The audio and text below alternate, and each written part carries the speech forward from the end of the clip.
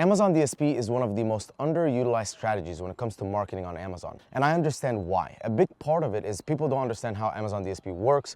Another part of it is people are afraid of Amazon DSP, big minimums, percentage of spend, all that kind of stuff. So in this video, I want to cover two things.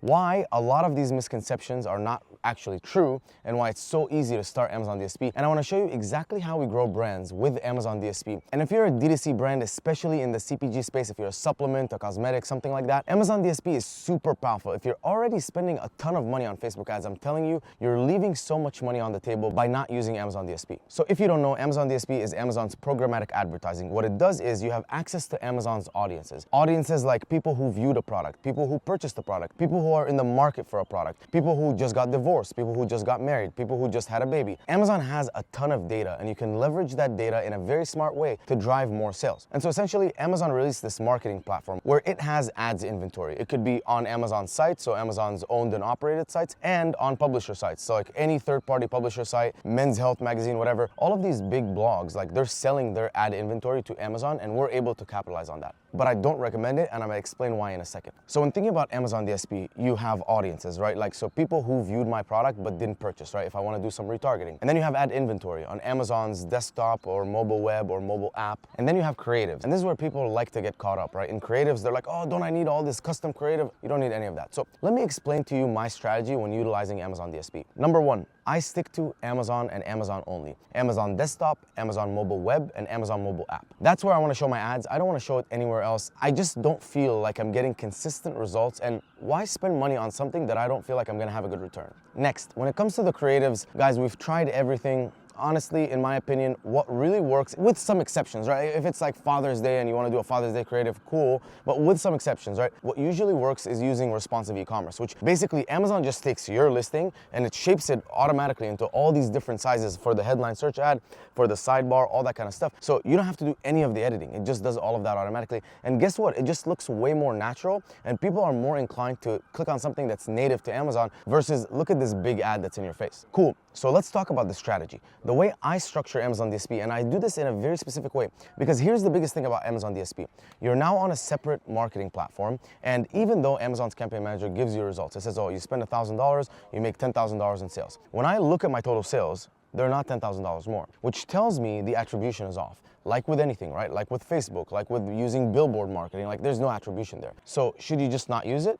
There is a really good way to use it, but the way you have to think about it is with keeping everything the same. If I spend $5,000 more on DSP, how much total revenue did I increase on my brand? On my brand as a whole, like obviously, yeah, ASIN level, great. Obviously product level, great, but like just drives traffic and you start seeing more sales across the board. Again, if it's the only thing that you changed and you increased ad spend on DSP with everything being the same and you increase your total sales, you can actually track that increase. Cool, so that being said, I build a full funnel strategy. Now, if you think about Amazon PPC, it's kind of like in the middle. People are typing in searches, they're finding, results and they're clicking on them. Where Amazon DSP is super powerful is at the bottom, where it can retarget people that haven't purchased, and even lower, where people have purchased, you can bring them back to repurchase, or really at the top, where people haven't seen you, and maybe like, for example, Liquid IV. Liquid IV is spending millions of dollars a month, driving traffic to their listing, but someone shows up to their listing, they're like, I don't like that it's 5 grams of sugar. Well, guess what? MMA Nutrition is 0 grams of sugar. And so what I could do is target people who viewed their listing, but did not purchase their listing and have never viewed my listing. So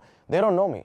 This is fresh audience. So I'm building the top of the funnel, and I'm also squeezing more at the bottom of the funnel, getting more juice out of my squeeze, and also increasing lifetime value. So getting people who purchase to purchase again and again and again. All right, so what does this strategy look like? I start with the retargeting. So very, very simply, people who viewed our product but haven't made a purchase. I start retargeting them, and I also exclude people who purchased other of my competitors' products, right? Because if they bought Liquid IV, they're not gonna buy mine, even though they didn't buy mine, right? So you wanna make sure that you exclude anyone who's already made that purchase. If I'm a consumable product, I'm also gonna add a loyalty funnel. Everyone who's purchased me in the last year but has not repurchased in the last 90 days or hasn't purchased any of my competitors in the last 90 days. Then from there, I'm going to contextual. Contextual is kind of like Amazon's auto campaign, like when it comes to DSP, but we've seen really good results with using contextual. Above that, I'll do competitor targeting. So people who viewed my competitors but have not purchased from my competitors and have not purchased from me. I also like to exclude people who viewed me because if they've already viewed me, they're gonna be in my retargeting funnel. Then I go a little bit higher, and this is where I start really going after complementary products and people who are in market. So maybe they're not actually looking for electrolytes right now, but they just bought a keto product. And if you're on keto, you need sugar-free electrolytes because you're gonna lose a lot of water, you're gonna lose a lot of electrolytes, and you need to replenish. And so that's how I build that full funnel, and that's how I take what my sales are doing right now on Amazon and really enhance them by bringing more and more traffic. If you think about how to grow on Amazon, it's pretty straightforward. You get more people to see you, get more people to click on you, and get more people to convert. If you want to know how I get more people to click and convert, I have a full listing optimization video I did here that you should definitely check out. And the reason that I mention this is because you should not run Amazon DSP before, first of all, watching this video and making sure that you have a really well optimized listing that when people see it are actually going to want to click on it and actually want to convert, right? Because I can do all the magic tricks in the world with all this like PPC, DSP, all this stuff. Listen, if no one wants to buy your product, they don't want to buy your product. If you have 5 reviews, you have 5 reviews. No one's buying your product. If the average market price is 25 and you're 38, I don't know, man. If you're a consumer, you're not gonna buy that product. So anyways, start with a good product, right? Good detail page, it's actually converting, and then add more traffic and you can get more and more people to see you and then more people to eventually convert. All right, let's talk misconceptions. Number one, you don't need a $30,000 minimum or any of that.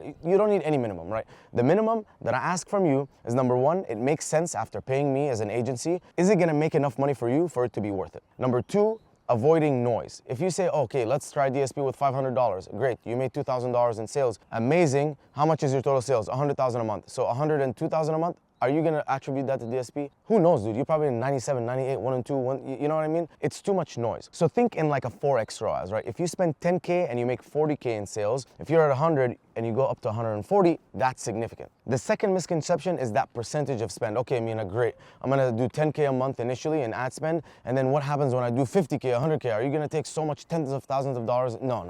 There is no percentage of anything. Because we own our own DSP seat, we don't have to pay anyone anything. So you can start with 5,000, and if you go up to 100,000, we're gonna charge you the same. It's the same amount of work, right? We're just adding a zero to the dollars in your campaign. That's all. And finally, if you guys are spending a ton of money on Facebook ads, that means a certain amount of people that you cannot track are going looking for you on Amazon. And if you know that you can retarget them, you're at least gonna stay in front of them on Amazon and hopefully improve your return on ad spend on that Facebook ads. If you're wondering if Amazon DSP is right for you, link is in the description. My boy Sam is our VP of DSP. He is a master and he'll tell you honestly if it will work or not. I'll tell you if it'll work. You let me know. See you in the next video.